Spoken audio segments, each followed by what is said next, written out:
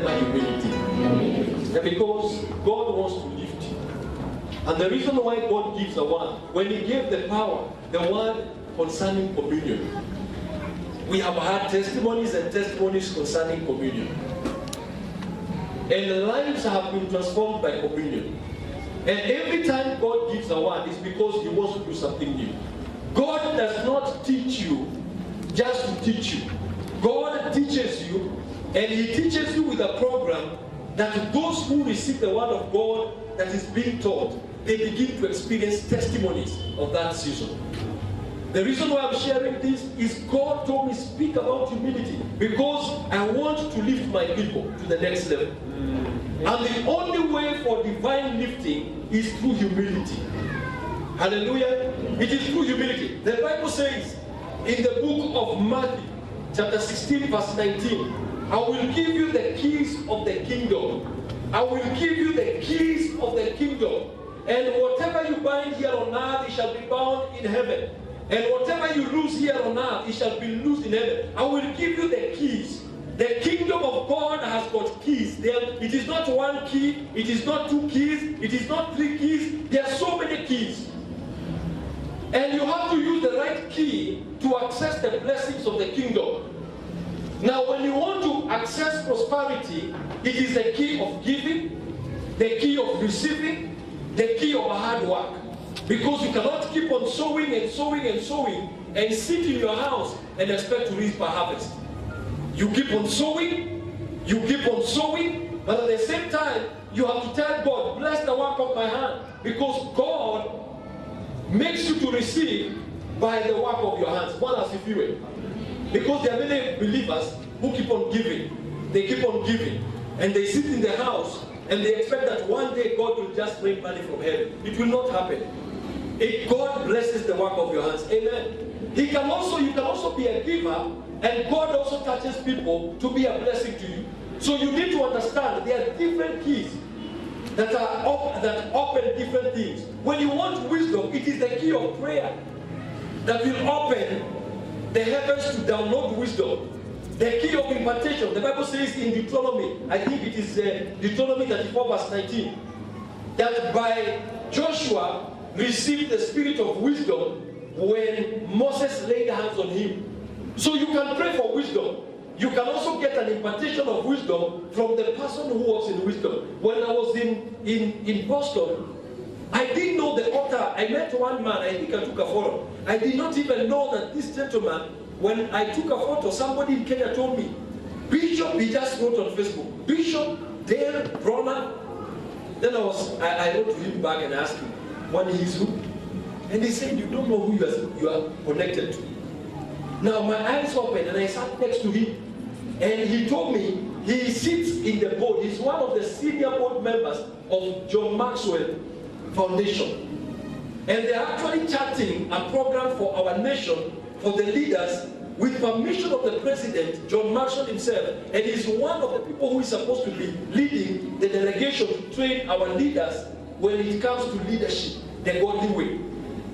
And I sat next to him and I said, man of God, the wisdom and the favor you operate in, because when you see somebody who has got a certain grace, you can receive an impartation from them.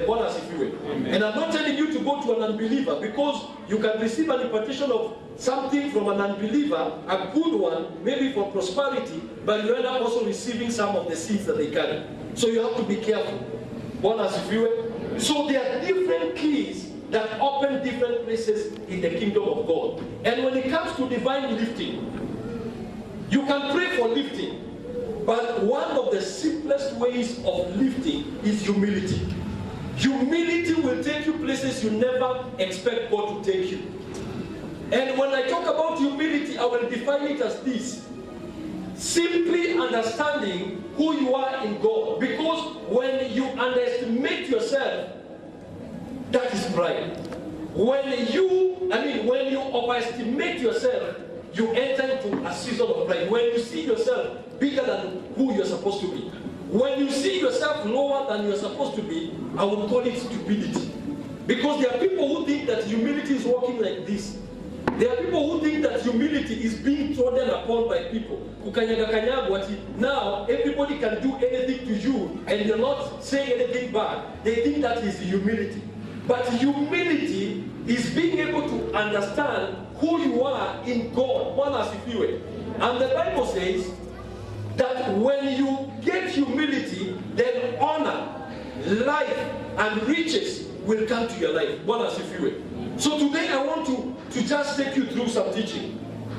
Because when you understand the principles of God, the principles of God will work for you anywhere. If you go to Somali and you have the right principles, they will work for you. If you go to America and you're operating the right principles, they will work for you. The principle of hard work will never change anywhere in the world. Hard workers will always be blessed. Amen? Amen. Hard workers will always be blessed. Submissive women will not have problem in their marriages. Men who love their wives will always have a good marriage. It is a principle. Whether you are a Muslim, whether you are a Christian, whether you are a Hindu, the moment you operate the principles of marriage, your marriage will work. You can spend hours and hours praying on your knees. Father, change my man. Father, change my man. And you're not submitting. Or you're a man and you're praying for your wife and you're praying for your wife and you're talking to her harshly, but you never tell her good words. You never love her. The principles, if you're not using the principles of God, they will not work. Hallelujah. Amen. Principles last a lifetime. And that is why I just want to teach about the principle of humility, because when you estimate yourself the right way in the eyes of God, then you become who God wants you to be. In the kingdom of God, the way up is down. If you want God to lift you, then go down. When you exalt yourself, then God will humble you. But when you humble yourself, then God begins to exalt you. And you can never ignore humility and pride will always come together. Because pride and humility can never be together. But pride will destroy many destinies. There are people who now, the doors have refused to open because there is pride in your heart. And God wants you today to change your mentality so that you can walk in the right way. And I want us to start with Philippians chapter 2 verse 3. The Bible says, do nothing out of selfish ambition or vain conceit, but in humility consider others better than yourself. Do nothing, let nothing be done through selfish ambition. Let nothing. That means everything that you do, you must remove the word selfish. If you're going to pray, don't pray selfishly. If you're going to work, don't work selfishly. If you're going to give, don't give selfishly.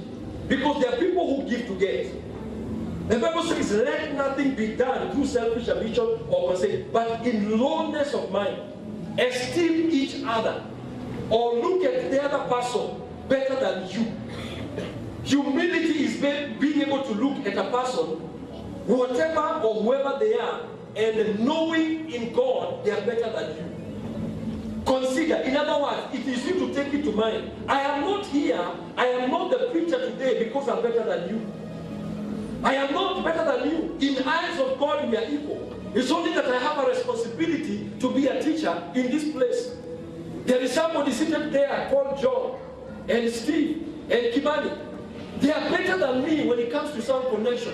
So when I sit next to them, I have to consider them better than me in what they do. And when I realize that I cannot work without them, then I handle them, or I consider themselves with humility. And that's what God wants each one of us. Let me tell you something. The person seated next to you is better than you in something. Hallelujah. The person seated next to you is better than you in something. There is one Simba. You know Simba can dress in clothes in a way that they look good on him. You try. It will not work on you. But Simba, it works. One as if you will. There is something that works for him. When it comes to singing, there could be the choir. There is somebody who is better than you in something. You could be having the most golden voice, but without the backup, your voice may not sound as golden. And that's why the Bible says, consider others better than yourself, even these children. Hata watoto wamekaa hapa. There are those who are better than me. If you tell some of them to kneel down here, they will do it faster than I can do. If you tell them to dance, they can be able to dance.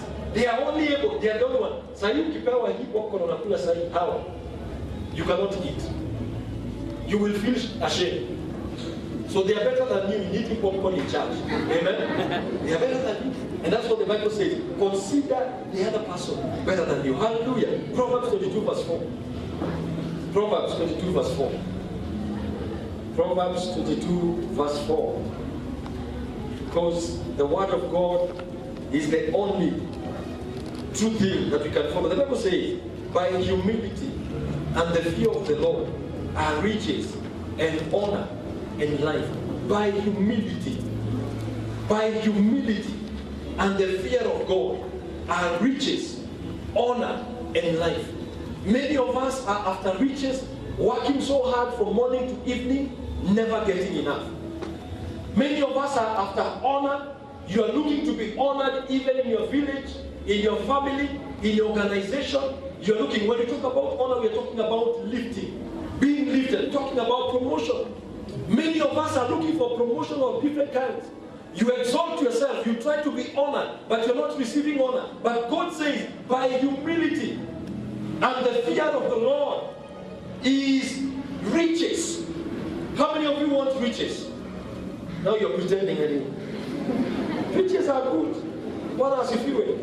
If the church that was in Boston did not have money, would not have paid my air ticket. So riches make things happen. Hallelujah for other people, even for you. But the Bible says, do you want one of the principles of getting riches? For the kingdom of God, the world can get riches by pride. The world can get riches by arrogance, by bribery, by corruption. But the moment you enter the kingdom of God, riches will not come any other way. You try it the world way, you get consequences from Jehovah.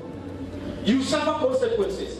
You try to bribe, your business go down. Because God tells you, in my kingdom, it doesn't work this way.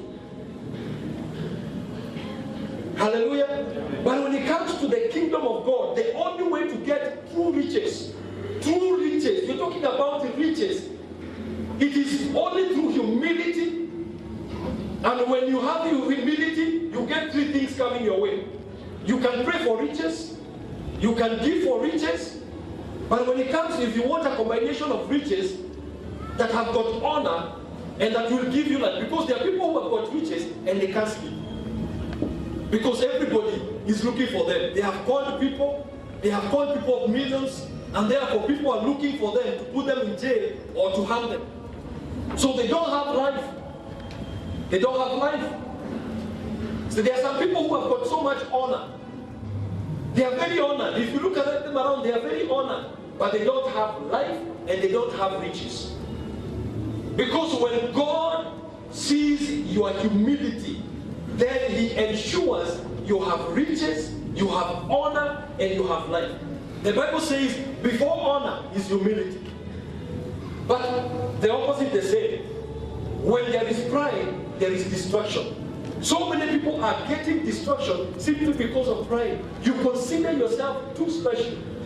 You can't do anything. If somebody tells you, there are people who, when you tell them to move from one seat to the next, there are some people who are afraid to move forward. But the others, out of pride, they will ask, who are you to tell me? Who are you to tell me? Those are simple things that you can be able to tell. Do I have pride? Because pride, there are people who have got a face that when you look at them, you can think they are humble to the extreme. Walking around looking like this does not mean you're humble. It is a state of heart. Of course, God talks about a proud look. There are people, when you look at them, they represent a look of pride. They are unapproachable because they look so unapproachable. There's a time when I looked like that. I remember the first time I went to the US and I was coming back. Then we stopped in Israel and we were put in one hotel with many people. Then one person approached me. No, we were talking on a table and we began to talk about, and this person looked at me and said, in the aeroplane you're looking so proud. I mean, you're walking around when you're going to the toilet, you look like you can never talk to nobody. But I was enjoying life. I was just feeling good. In my heart, I had no issue. But the way I was looking, because there are people who look like that when they come to church. And God says there are things He hates. A proud look. Amen. So He's not telling you to walk like this and to be a child. But make sure that your countenance does not represent somebody who cannot be approached. What does it mean? You know what I'm talking about, eh? Now let us look at the book of Titus. Titus. Hallelujah. The Bible says, Titus chapter 3, verse 1 and 2. Remind them to be subject to rulers and authorities, to obey and to be ready for every good work, to speak no evil of anyone, to be peaceable, gentle, showing all humility to all men, showing all humility to all men, showing all humility to all men. Doesn't matter whether that man is born again or not born again. God expects us to be humble wherever we are. In fact, if you see somebody showing off, it's simply because they have an issue with their self-esteem. They have an issue with self-esteem. People who talk about my car, my house, you can't, I don't do this, I don't do that. They're just having a problem with their self-esteem. So they think that by talking about, you can give a testimony, but there are people who put it, they rub it in. Hallelujah, they rub it in. Just simply to show, this is not who you think I am. I am more than you see me. What does it feel? And let me tell you something. If you are laying down, you don't have to tell anybody. If you are laying down, you don't have to tell anybody. What does it feel? If you are blessed and if you are rich, you don't have to tell anybody. People will know you are rich. Hallelujah. Your neighbors know you are rich. If you park a good car, you don't have to stand outside for 1 hour. People know it is yours. If you live in a good house, people know already that you live in a good house. Amen? So you don't have to talk about it. You can talk about it as a testimony. Look at what the Lord has done.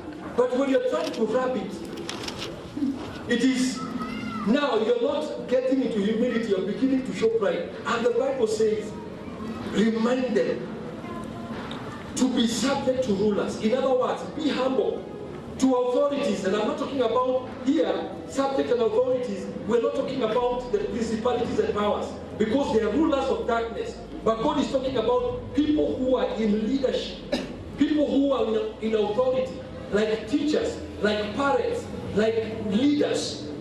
Because God expects us to be subject to rulers and authorities, to obey. And today I want to talk about obedience, because one of the signs of humility is obedience. One of the signs of humility is obedience. If you want to know humble people obey. Humble people obey.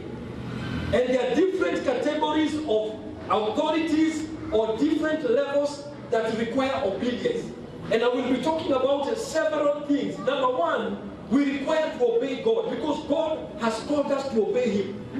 Therefore, we have every word that is spoken by God. When He tells us to pray, then we need to pray. When He tells us to fast, and He commands you to fast, then you need to fast. Hallelujah. When He tells you give, then God expects you to give. But when you have a person who negotiates with scriptures, the Bible says in Psalms 81, 12, 13, and 14. Psalms 81, and to me, and Israel had walked in my ways, I should have soon subdued their enemies and turned my hand against their adversaries. Now God is saying, I wish you can only be obedient to me. The reason why your enemy is still harassing you, there is a witch that is harassing you more and more. When they got serious with prayer, God dealt very quickly with the tree, the altar that was there. The sooner they began to follow God and began to pray, because when it comes to witchcraft, you go to pray. When it comes to witchcraft, you pray. And God says, oh my people, it's like, I want to overcome your enemies. I want to give you a breakthrough so much. But the problem is that you don't want to listen to me. You don't want to obey me. I would have soon. The Bible says I would have soon. In other words, God is ready to give you a breakthrough now. The sooner you begin, because the people who are seated over here, you are still negotiating your head that this thing I'll begin to obey tomorrow. I will begin to change my life. You are carrying bitterness. God has been telling you, let go that bitterness. But you're still saying, God, you don't know what it did to me. So that is why God says, I will take a little longer for me to subdue your enemy. Because God works with his principles. And the word of God is what he follows. Well, as if you can keep on shouting, in the name of Jesus, in the name of Jesus. He has exalted his word above his name. That's what the Bible says. He has exalted. So you cannot be carrying bitterness and forgiveness, and God has been talking to you and telling you, don't do this, don't do this, and you keep on expecting God to subdue your enemy. Your enemies continue to subdue you until the day you obey God. And that is what we call humility. In the book of Acts, chapter 5, Acts chapter 5, verse 29, Peter was given a commandment by the Sanhedrin. They were told, you're not going to preach in the name of Jesus again. And they said something, would rather obey God than men. Would rather obey God than men. So obedience to God is a sign of humility. And when you begin to obey the principles of God, God will begin to lift you. Amen. And I declare from today, as you agree to obey God, your lifting is coming. Amen. Your lifting is coming. Amen. Number 2, authorities that you have to obey are parents.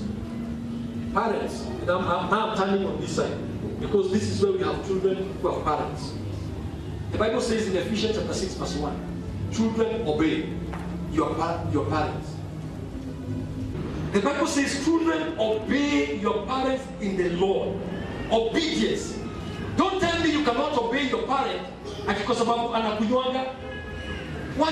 That is something God to deal with. But you have a responsibility to obey your parent in the Lord. And I'm not talking that when he comes with beer and anakwambia ukunywe, you obey in the Lord. You do what is right. When it comes to the issues of life, if your parent tells you to do what is against God, then you choose to obey God than your parent. Hallelujah. Are we understanding this? Because you have to teach your children. Because there are some parents who will be sending your children for cigarettes. And on cigar. That child, and I'm not saying that you refuse now, but you have a responsibility to tell your dad, Daddy, I love you, I appreciate you, but you kunutuma sigara, nasikia ni mbaya kwangu. Amen? And you talk in humility. But the Bible says children obey. So if you're not obeying your parents, that is a sign of pride. Amen? That is a sign of pride. And I declare in the name of Jesus, no more pride in your life. Amen? Amen? Because some of the children, one of the ways, as parents, you need to know when pride is creeping in. Unaachia mtoto wako sausage mbili, unamwambia kula moja, unakula mbili. That is disobedience. I'm just telling you that because we think it is okay. That child will one day be kept as an accountant, and with this 1 million, use it. This 1 million, don't use it. Because you never dealt with pride when they were young, then they will use 1 million and the other one. Then you begin to pay. Because you never taught them obedience. You tell the child, do not watch TV. You give an instruction. The child has disobeyed. What are you trying to say? What is that child trying to tell you? I cannot obey you. And the moment a child begins to disobey you, and you allow it, then you are allowing pride, and that child cannot go far in this life. Well, as if you, that child will have problems in school, because most of the children who have problems in their school also have problems in their home. Another sign of humility is obedience to God's servants. Obedience. Obedience. Because many people, and I teach this without fear. Because if I don't teach you, there are people who have come from different churches and they are not prospering. Because probably the pastor does not tell you the truth. But the Bible is very clear in Hebrews chapter 13 verse 17. Because I'm looking at the scriptures that talk about obedience. Hebrews chapter 13 verse 17. Obey them that have rule over you, and submit yourselves. It is not for them to force you. Submit yourselves, for they watch over your souls as they must give account, that they may do it with joy and not with grief, for that is unprofitable for you. That is unprofitable for you.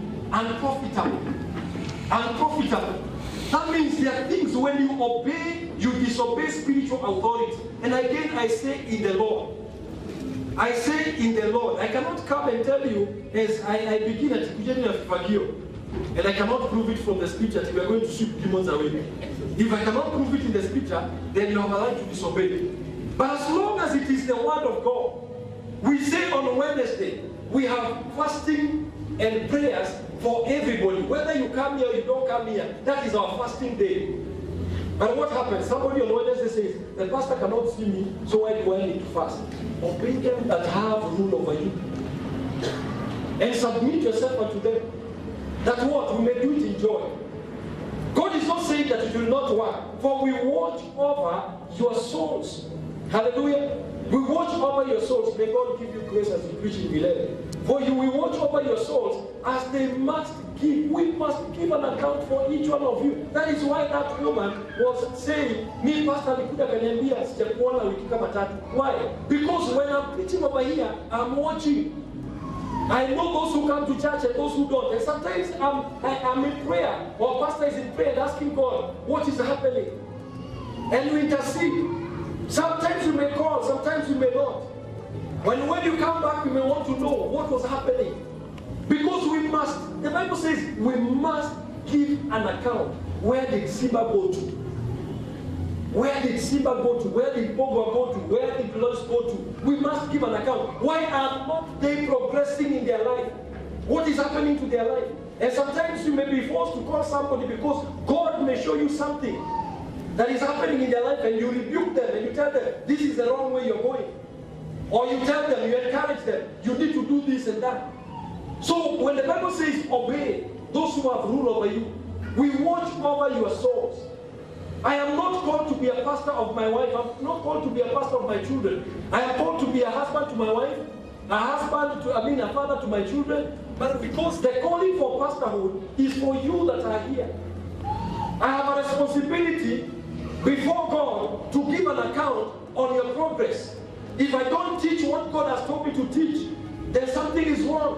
What else if you it? And so the Bible says that they may do it with joy. Hallelujah. And not with grief. Because there are times as pastors you are grieved. You feel sad. You're like you have called people. And I'm not using you as an example. I'm just giving an example. You may tell the God to be here 7 times. Then you see somebody walking in at 9. You know, as a pastor, you get grieved. And the moment, as a servant of God, I get grieved, it is not profitable for you. There's something that will not go well with your life. Especially those people who are in service. Come on, ujitolea kuserve Mungu, then do it diligently. Hallelujah. Do it diligently. Can you imagine watoto wameshafika saa 2, mwalimu wa Sunday school hajafika? That time as a pastor, you're looking like this, you're wondering what do I do with these kids? Suddenly it becomes unprofitable for that person who was there. So you need obedience. Check your life. Are you obedient to the servants of God who have rule over you? Because if you came to the shelter, then you submit yourself here. Because if you don't submit yourself, it cannot be profitable for you. That is why you find there are people who are not prospering. Others are being lifted up in church. People are getting testimonies. Nobody is getting a testimony. Why? Because people have issues. If you also come from another church, when you go back to your pastor, treat them well. Obey them when they command you to obey. Somebody may be told, just move a seat, sweep this place. Then you have an attitude. Romans chapter 13, verse 1 and 2. Romans chapter 13, verse 1 and 2. God calls us to obey the government. You know what? I know my brother here is in transport industry. And he can tell you, now there is a serious crackdown of matatus. Now those people who are still negotiating saying that we will not obey the government are suffering heavily. Let every soul be subject unto higher powers. For there is power, for there is no power but of God. The powers that be are ordained of God. The power that be are ordained by God. Now look at what was happening in our political arena. When you are having politics, nobody, Jubilee and which is it NASA? Nobody was talking to each other. Everybody was angry with each other. I cannot obey this government. And the other one, I will not obey you are this. So everybody was Ometoleana before. Then handshake comes. They forget, well, the people movie because God looked at you and said, you're not subject to. And that's why we say, and that's what we were saying here in the shelter. No matter who won the elections, if it is Kiprono, or if it is if it is a Pokomo, or a Sudanese who is living in Kenya, even if it is a Dorobo who wants the powers, that person becomes our president. We become subject to them. We obey them as long as they're telling us the right rules. If they come and say, ordain homosexuals in your churches, we say no. Now there, we are going to differ with new government. But when it comes to other issues, like our taxes, when it comes to on which side to drive on the road, when it comes to laws that govern taxes and all these other things, we have to obey. There are some of you who have been saying, Father bless me, I am tithing, I give offerings very heavily. But your business is not prospering because you don't pay your taxes. The Bible says, wives, obey your husband. I know you don't like this one, but I'm teaching the word of God. It doesn't matter how many seminars you have gone to. Beijing conference, Korea conference, South Africa women conference, and they're telling you you're equal. It is true you're equal with the men. But when it comes to the government of God, the man is the head. And the Bible says, obey your husband. And again I say, obedience is only when it is in the law. If he tells you, bring beer we drink, tell him, I can't. If he tells you, let us go and kill, tell him you can't. But when he says today, oh, meneta kichwa hapo, ati lazima nipeleke out, and he says today we're not going out, obey. Bwana asifiwe. Just obey. If he comes and tells you I need a cup of tea, make him a cup of tea. Bwana asifiwe. It won't kill you. It won't kill you. In fact, read the book of Peter. The reason why, one of the easiest ways to get men saved, God knows how. 1 Peter chapter 3. I'm showing you. Likewise, you wives, verse 1. Be in subjected to your own husbands, your own. Some of you wives obey your bosses, you obey your pastors more than you obey your husband. A pastor will call you, come to church at 7:30. Husband calls you, come home at 7:30. You see, pastor nilikuwa church, the pastor alituambia tuende. That's why many men are not coming to church. Because you obey your pastors more than you. Let me tell you, if you are a wife and you leave, and I'm not telling you to leave, husband yako amekwambia enda nyumbani saa 7 umpikie. Don't give an excuse. Amen? Just bow down, tell me, Pastor nimeenda. Because you will win that man more easily than when you go and tell him the church took too long. That's why we finish church early. Because no woman can say in the shelter to celebration. No woman, unless waliopekana women's meeting, women's. Now the mama, wamechelewa wakiwa mama, walikuwa mama wamechelewa, that is their own. But as pastors, we finish and so that you can go and cook for your husband. God is saying one of the easiest way to win your husband over to the word of God is submitting to them. You go there and give him a lecture.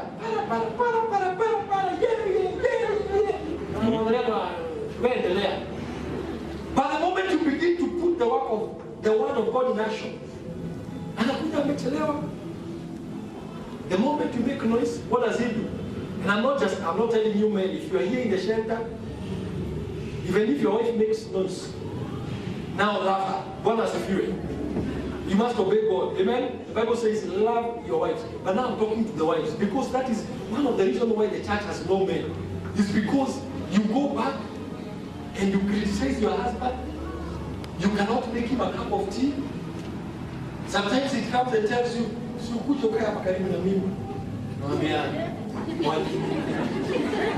and yes, just want you sit next to me. Amen. Thank you, Naf.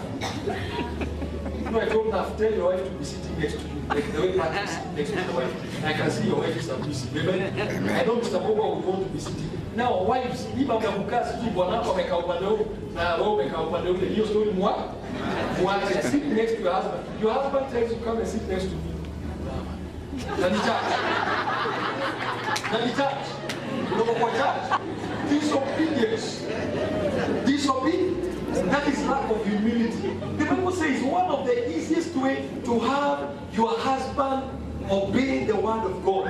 And it's not you obey the word of God. Obey God is when you do your things without speaking. Serving tea. Don't say about husband, you want tea. Here you are. Enda pale ulikuwa unaenda. Sema leo nipikie chapati. Pika. Kaa karibu na mimi hapa. Kaa. Au kamera. Bwana asifiwe. Nasikia nakuja nakwambia nioshe hii socks. Ukishika hivi nasikia like you want to go to heaven. Oshe. Basi ataangalia hivi sasa kama kaenda kachachwa hapa. Huyo church kwa wanafunzi kuzidi sana. Utakiona tu kimekaa tu pale nyuma tu hivi. Bwana asifiwe. That is the easiest way. Don't give on. Wacha kushinda tu kiu. Men don't. Wala hawajaokoka. Wanasemaga hii. If any not obey not the word, they may also without the word. Without, you don't have to preach to your husband. You don't have to. Until today we are going to read scriptures. Unafungua ile inasemaga, men who do not provide for their families are worse than infidels. Watoto semeni infidel. Infidel. Infidel. You've lost it. You've lost it. God is calling you as a wife to be the Bible. Amen? Read the Bible. Read the Bible. Read the Bible. Cook for him. Serve him. The next thing you're going to see him coming to church. In fact, when you go home today, ask him, what do you want? Wacha kwenda tukukaa ati kwa sababu leo hakuwa jana usiku. Angeona coach boy, afikelewa siku. Amefika kwenda church na panatoa karibu. Sir, what do you want? You know, there's something that can shock you. Can you imagine finding a husband who is drunk? Now, one thing he wants to be obeyed. Most of them will be like, "Pima, wewe, bibi, enda ukanilete kidogo." Lakini kabla aseme hivyo, umeingia umemchapa teni. Darling, in Jesus' name, what do you want for lunch? Atakuangalia hivi, akikukamata. Aseme, hiyo umenipata oga, because you cannot keep on doing the same thing you're doing every day and you expect victory. Amen? Amen? Amen. Women say amen. Amen. Now, aseme amen. Amen. Mrs. Patrick say amen. I know, Mrs. Patrick is a wonderful lady. Amen? But that's what I'm trying to say. Humility is obeying those. Obey your parents. Obey the government. Obey the leaders, the church leaders. Obey. My wives obey. Hallelujah. And when you begin to obey, God will begin to lift you. Amen. You will begin